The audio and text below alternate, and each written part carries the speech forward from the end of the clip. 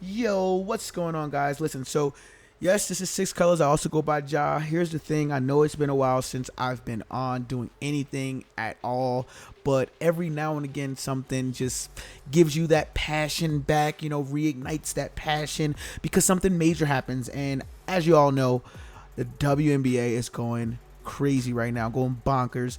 The fans are just like exponentially growing, and the thing is that I see all of what's going on online. I see that there's a lot of hate. There's a lot of emotional this and that. There's a lot of opinions. And so what I wanted to do, and this had nothing to do with the video. This was just me personally. I wanted to know how tight this rookie of the year race was, and look at the facts and face the facts. I don't want it to be another opinionated video whatsoever. So that's what we're gonna focus on here today. We're gonna focus on stats. Now that being said, this is being recorded on the the 8th. There is a game today. This information that I gathered yesterday, so I do believe it all is still technically accurate. The only thing is that if you're watching this after, like as you see here, 8 p.m. tonight, the stats might be slightly different for at least the Sparks and the Lynx, but for everyone else, it should be good to go. And then, of course, if you're watching it, after tomorrow, then the stats are just going to be completely different. But that being said, that's not the point. The point is that we're going over these stats. We're taking a deep dive. And some of the question I had was what stats normally go into deciding the rookie of the year.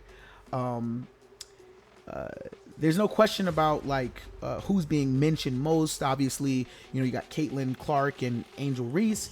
But what are each of their individual stats, and what are their team stats / standings?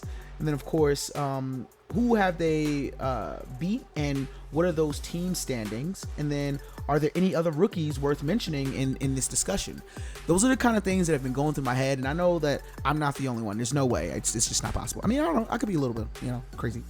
Anyway, but the other thing that I wanted to look at, because this was a huge topic of discussion at one point, which was the fact that Caitlin Clark was left off of the Team USA roster. And so I seen a lot of opinions surrounding that. I wanted to kind of give a little bit of bonus information here and just kind of look at the stats of the people that are on that list. We're not going to do a deep dive into that unless later on, if you guys would like me to repost a video or post a video that does have that information in it, just on a deeper scale, we can totally do that. But that's not the plan today. Today, we just kind of want to give a quick snapshot of that. All right, so the first person I want to talk about is Angel Reese. All right, let's talk about Angel Reese. Before we do anything, though, let's look at these standings. So this is what the standings currently are. There's only 12 teams. I imagine that that's going to grow as the league itself grows in popularity. So look, man, honestly, going from one of the worst teams to being 7th, and of course the last win they got was a pretty major win against the number 1 team, the Liberty, which I'm not gonna lie is my favorite team, and I'm not gonna tell you that I spent a lot of time rooting for the Fever during that game, because that would be terrible. Like, what kind of Liberty fan would I be? But anyway, so these are the standings. All right, now let's talk about Angel Reese.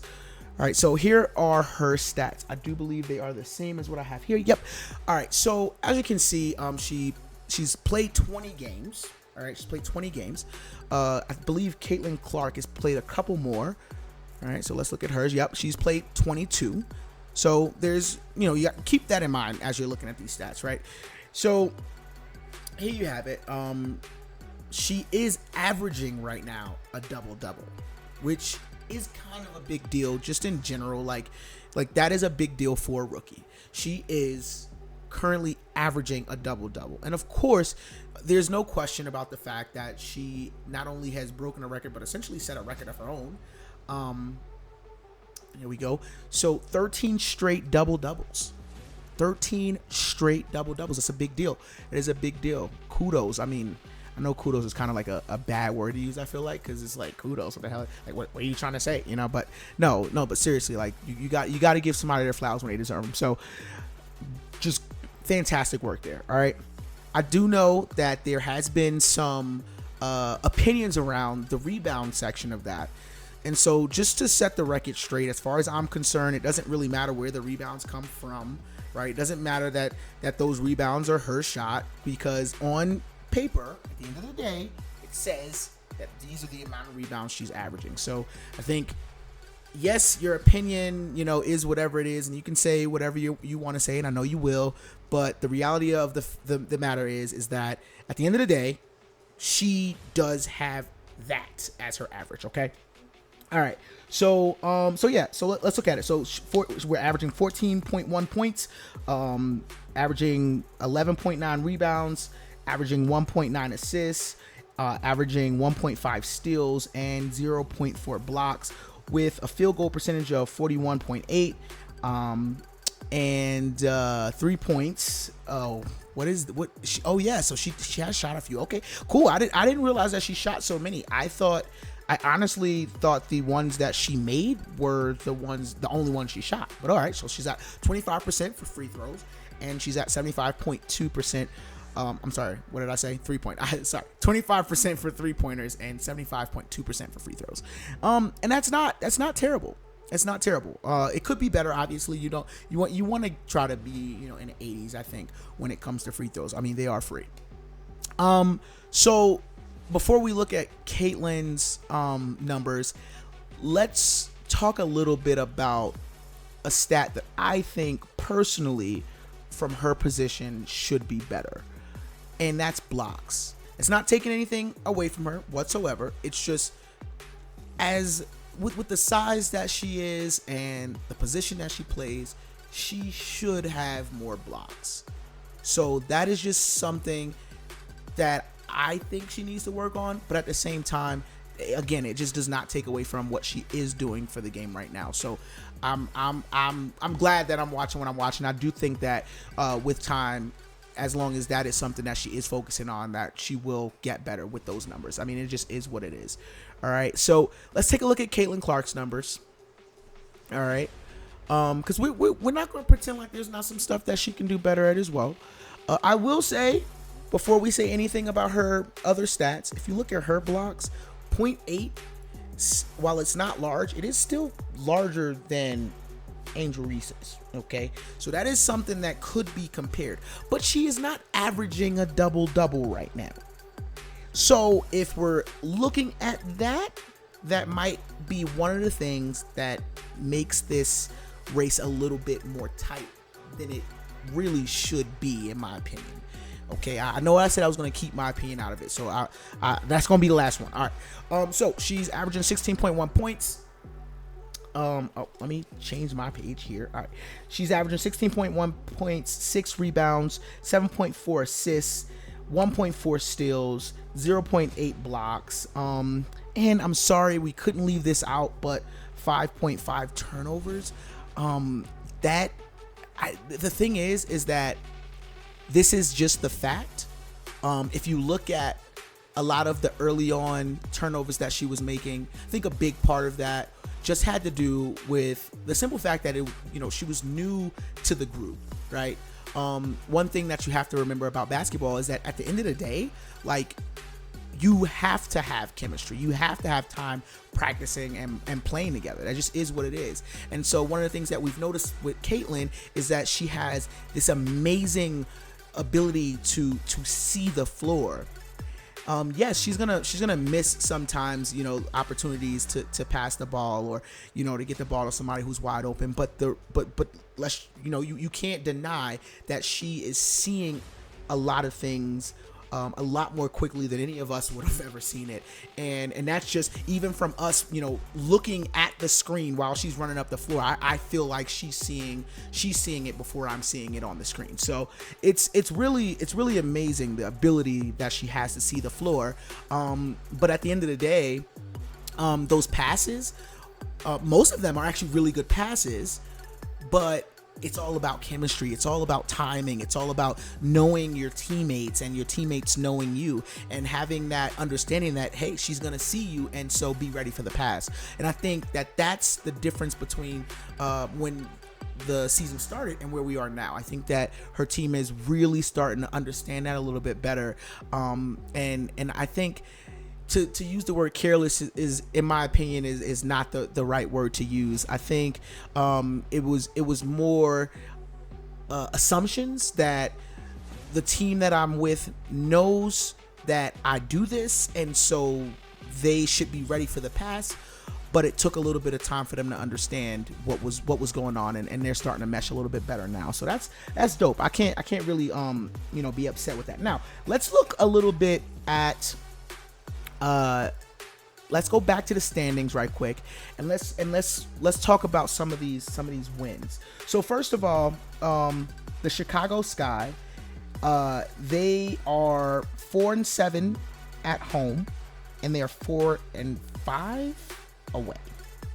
Okay, I think yes, for a total of 8-12. All right, so let's talk about some of the teams that they've beat. So they've beat the Wings, which is not really saying much. They're the worst team in the league, and I'm not saying anything about anybody on the team. I have no idea. I honestly don't think I've watched a single Wings game, so I'm not even gonna pretend like I know anything about how they play or why they play that way. But they also, this is a big deal. So although they won against the Wings, they also lost against the Wings, which I think is saying something, because you shouldn't lose against the worst team in the league. I mean, I don't know. You just shouldn't be losing against the worst team. But yeah, so they did, however, win against the Liberty also. So I think that's something to note as well. So now you have both the Fever and both the Chicago Sky have both beaten the Liberty. Now, I don't know much about that game. I don't know if the Liberty was at 100% or not, but the point is that they did beat the number one team. They've also lost against the Mystics, which is the second worst team in the league. So that's also like something to think about. All right. And then, of course, the Fever they've won against. I think they went up against them 3 times, was it? And they beat them the last time. I mean, I think that you got to look at the scores of those games to kind of tell how close those games were. So, and that's the other thing. If you look at the games that they lost, for the most part, they're not like losing these games by a bunch of points, which is another thing that you want to look at. And that goes for both teams. That goes for the Fever and the Sky. They're not necessarily losing by like a real large amount. Now, there are a couple, don't get it twisted, there are a couple of games where they lost a bit more than they probably should have. But that's okay. That happens. All right. So they also beat the Storm. And that is also a big deal, right? Because they're fourth. It's all right. Anyway, so let's talk about the Fever a little bit. Now, Caitlin being the number one pick means that she went to the worst team in the league. Okay, that's how it works. It's how the draft works. It's not a secret to anybody. That being said, not so much for the Sky, right? Because Reese was 7th overall, so she didn't necessarily go to one of the worst teams. And to my understanding, they have played decent in the past. So that's also something to think about, is that means that the team may not necessarily be stacked, but they were okay. So she didn't go somewhere where she essentially had to reshape what's being done there or be a part of the reshaping. Because I can't give all the credit to Caitlin when it comes to the Fever. At the end of the day, she is being coached, but I think one could argue that although she's being coached, that she doesn't necessarily need nearly as much coaching as a rookie coming into the WNBA might need. All right, so away, the Fever are 4-9, and home they're 5-4, which that's a big deal. They have a winning home record. Okay, they have beat 2 teams that are above them in ranking. Okay. And I don't know. I think that says a lot. They beat the Liberty. That was their last game, and it was actually a pretty good game as far as I could tell. I did watch the whole thing, and again, I definitely was not rooting for the wrong team as a Liberty fan the whole game. That's just crazy. No one does that. And then they also beat the Mercury. Now, here's the thing about that Mercury win. I think when you look at that, you also have to think about Team USA. Because now we're talking about a team that has 3 Team USA members, three of them from that squad on this team. Okay?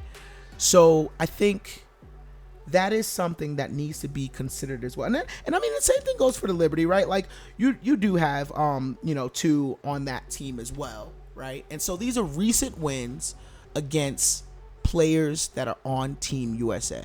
Okay, so that's just something to think about. The only team that they lost to that is worse than them, at least as far as the standings are concerned, is the Sparks. They lost to them. I don't remember that game. I think I did watch it, but I don't remember, exactly how that game went down. I don't know why they lost that game. Probably had to do with turnovers. But when it comes to winning games within their class, like if you broke the WNBA, where you're like upper, middle, and lower class, they do have more wins within their class, and I think that also says something, right? They won against the Sky, which is 8th in the league, while with the Fever at 7. They won against the Dream, which is 9th in the league. So yeah, like if you look at the Sky, they've only beat teams twice within their league or class, if you will, right? And that was the Fever recently and the Dream. So I think if you look at that, you can say, okay, so they lost to 2 teams below them, and they've only got 2 wins within their class. That could be something that, might sway someone, but I don't think it should be about the team. I don't think that team stats should matter when it comes to looking at the Rookie of the Year, right? I mean, yeah, sure, it could be something that maybe helps with a tiebreaker, but I don't necessarily think that should be. Because, I mean, it's the Rookie of the Year is based on the rookie themselves and what they're doing, what they're bringing to the table. And I think both of these young ladies are bringing something pretty amazing to the table. Now, you might ask, is there anyone else even in the running? And I guess the short answer is no. But at the end of the day, bad things could happen for some people, and good things could happen for others. Not saying that it doesn't mean that that the good thing that happened doesn't mean that they worked for it. But let's look at Rickea Jackson. All right. So she's averaging 10.9 points, 3.8 rebounds, 1.2 assists, 0.5 steals, 0.1 blocks, with a 45.3% field goal percentage, a 36% 3-point percentage, and a 76.5 free throw percentage, which I don't know. Like, those numbers are not like, they're not screaming at you per se, but she could have a breakout the rest of the season that could ultimately put her in the discussion. But as of right now, no. I would not say that Miss Jackson is in it. I'm sorry, Miss Jackson. Woo, sorry. I'm sorry. I wouldn't say that she's in the running. All right. And then you have Cardoso. I love Cardoso. I'm not going to lie. I really love what she's doing for the game, too.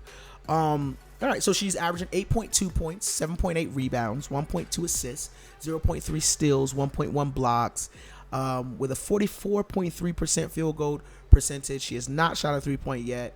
That's probably good. Or maybe she hasn't. She just has 0. I don't know. And her free throw percentage is definitely something that needs to be worked on. But 60% is not terrible for her position. At least I don't think. As a center, like, not a lot of centers are doing great things at the free throw line in any league. So, 60% isn't terrible.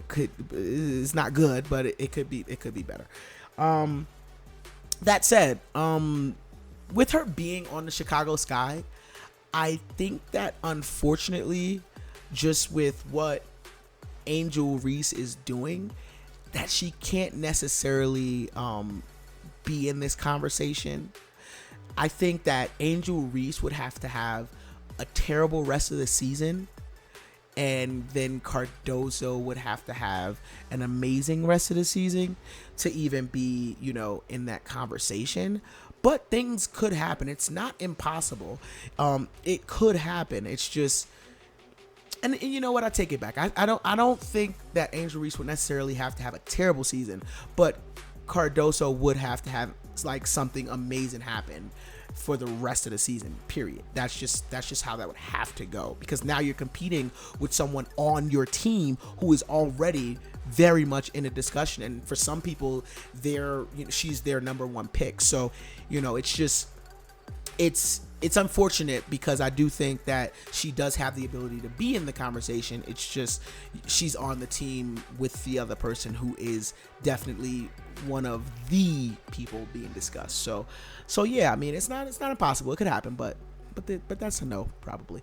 All right, so now you got Aaliyah Edwards. All right, I didn't look at too many others. I figured, being real, we know that there's only really two people in the discussion, but we don't want to completely pretend like there's no one else that has the ability to come up, right? Because their numbers are not terrible. These ladies that I'm showing you, their numbers are not terrible, right? So it could happen, especially if they turned it on, if they turned beast mode on for the rest of the season, it could happen. All right. So anyway, looking at Aaliyah Edwards, she's averaging 8.6 points, 6 rebounds, 1.1 assists, 0.7 steals, 0.9 blocks. That's almost a block a game. Meaning, even if she has a bad game, she's getting a block. All right. 48.4% in field goal percentage. I don't know that she's shot a 3-pointer or not, but she's at 0 for that. And then her free throw percentage is at 68.4, which we always want that to be better. Like, obviously, free throws sometimes wins and loses games. So that's something that I think all these ladies could do better with. But if the question is today, is she in that conversation? No, she's not. But it does not mean that if she turns beast mode on that she couldn't be. She could very well be in the conversation, especially, given the fact that she's not exactly on a team with anybody else that's really in the running. So it could happen. Honestly, guys, these are just the facts. These are just the numbers. I tried my best to keep, my opinion out of it, but it's not always easy. All right. So just going over to, first of all, let's talk about the other record that was broken, because we did talk about that 13 straight, right? We talked about that 13 straight. That 13 straight, it is a big deal. It is a big deal. No matter, who wants to hate on how these numbers happen, it is a big deal. This is a record broken and set, right? And then we have to talk about this one. And I think what I love the most about this record here is not only did we all know that it was going to happen, not only did it happen as soon as it did, but she was so cool about it. In fact, I remember her waving off. I'm sorry. Let's take that back. We're not going to say wave off. I remember her calming the crowd, because her competitive nature and fighting spirit, just like it shines through so well. And her thought process in that moment was, we're losing right now, we're at home, we need to win this game. Yeah, my stats matter, but right now what matters is that my teammate that is at the line makes this free throw. And I really do feel like it was a game changer because although they were losing, and in that moment they were losing, not only were they losing, but I definitely thought, I was like, okay, yep, this game is over. But then that happened, and it seemed like it was like the thing that was like just on it. I don't think it was on their mind per se, but it was just like, it was a thing that was, it was a kind of a dark cloud, right? Because it was like, oh, almost got there that last game, you know, and we put the win ahead of it, which makes sense, obviously, right? But now we're so close with still so much time left in the game, you know. And so once it happened, it did kind of seem to me that it was a weight lifted, even though she'll never say it. You know, no one else will ever probably say it, right? But it did seem like a weight lifted that allowed them to get their head back in the game, which also ultimately got them back in the game and gave them the ability to turn it up a notch and walk away with the win on the number one team in the league right now. So kudos, man. I feel like shit, you gotta call a spade, man. She's nasty with it. All right. So we talked about that. We talked about the controversy around the roster. You know, people don't like it, and I'm not gonna lie. It's not that I don't understand. I just really think that what really needs to happen is you have to look at stats. All right, so we're just gonna talk about a couple of stats right quick. We're not gonna go too deep into this, but I'm gonna go down the list. So you got Asia Wilson. Love her. She's averaging 27 points a game, 10.9 rebounds a game, 2.7 assists, 1.8 steals, and 2.7 blocks.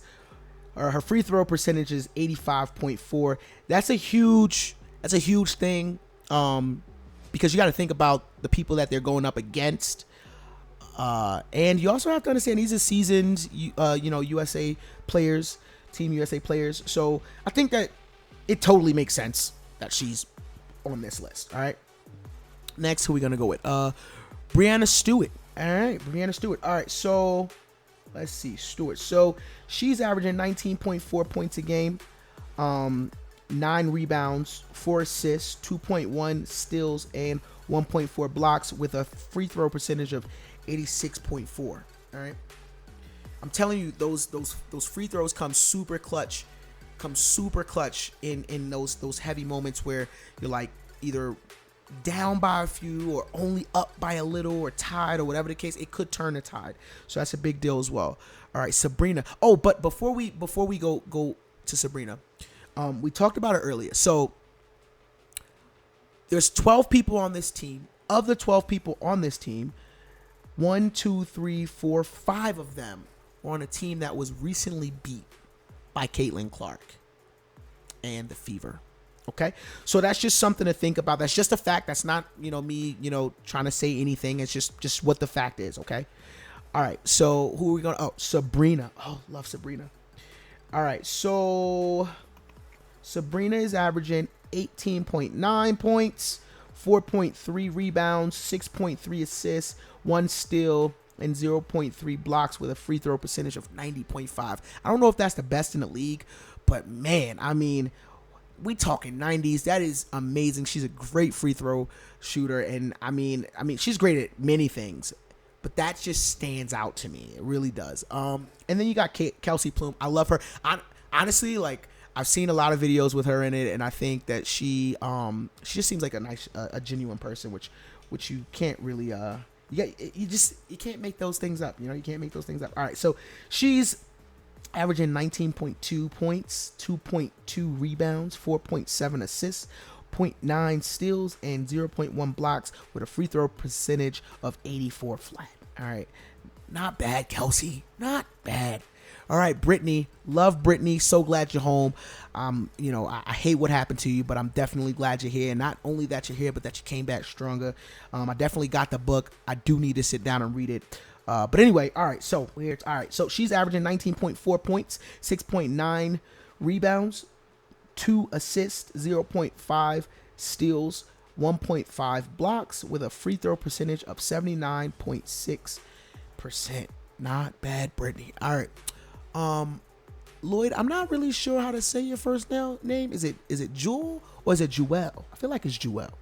All right. So she is averaging 19.9 points, 5 rebounds, 3.8 assists, 1.5 steals, 0.3 blocks with a free throw percentage of 88.7. Diana Taurasi. Oh, big Diana. She's averaging 16.6 points, 4.7 rebounds, 2.6 assists, 0.7 steals, and 0.2 blocks with a free throw percentage of 87.5. She has been known as the GOAT, not gonna lie, but I am happy to see that she finally gave just a little bit more respect to Caitlin Clark. Not gonna lie, I am happy about that. Anyway, next, Chelsea Gray. All right, Chelsea, where are you at? She's averaging only 7 points a game, 3.3 rebounds, 4.4 assists, 0.4 steals, 0.6 blocks, with a free throw percentage of 78.9. I'm not going to lie, I am underwhelmed. I'm not 100% sure why she's on the team. Sorry, that I shouldn't have said that. Wow. Okay. Scratch that. We're going to edit that out. Sorry about that. Next is, okay, I'm not even going to try to say that because I feel like I'm going to screw it up. But Kalia from the Lynx. All right. All right. So she's averaging 20 points a game, 10 rebounds, 3.7 assists, 2.2 steals, 1.5 blocks with a free throw percentage of 79.2. All right. Alyssa Thomas. Love Alyssa too. She's averaging 11.9 points, 9.4 rebounds, 7.9 assists, 1.6 steals, 0.5 blocks with a free throw percentage of 67. Obviously, could do better there, but I mean, she's amazing. Jackie Young is averaging 18.7 points, 4.8 rebounds, 5.7 assists, 0.9 steals, and 0.3 blocks with an amazing free throw percentage of 85.4. Okay. And then we got, I want to say Kalia Copper. I'm not gonna lie, she actually reminds me a little bit of Flage. If y'all don't know who that is, she plays at LSU. She's amazing. I remember her from the rap game, which her rap game is actually pretty nice too. So, yeah, I'm looking forward to seeing her in the league. Let's see. Averaging 22.5 points, 4.6 rebounds, 2.3 assists, 1 steal. That means a steal a game at least. That's pretty nasty. And 0.1 blocks with a free throw percentage of 81.2. And that there, folks, you have it. That's your stats for those on Team USA. Most of them, honestly, almost all of them make sense as far as why Caitlin was not selected. I did see some of like the stuff kind of coming from the media, which honestly didn't make any sense. But if you look at these numbers, I mean, numbers don't lie. I do think that there's space for replacements. I think she easily could have replaced Chelsea Gray because she's a guard. You know, we're not talking about a center or forward, right? We're talking about a guard. So easily she could have replaced Chelsea Gray. I'm not going to speak on anybody else on the list. I did star a couple others that I think she would have been a good replacement for, but again, that's my opinion. I think with the Chelsea Gray one, that's just fact based on numbers. That's all that is. All right. So yeah, guys, that's the end of my long rant. I looked for as much information as I could to put this together. Let me know what you guys think. Let me know what your opinion is. I will make videos about my opinion, maybe, but I just didn't want to make one more opinionated video that, like, I mean, there's just so many out there. There's plenty. I mean, I've clicked on so many, and I think I spent hours just watching nonstop opinions about this, which is why I didn't want to make another one. But That doesn't mean that I won't ever make any. It's just that's not what this is. We wanted to focus on the facts. We wanted to focus on the numbers, because numbers don't lie. Okay, so tell me what you think in the comments. Don't forget to like. Don't forget to subscribe. Love you. Peace.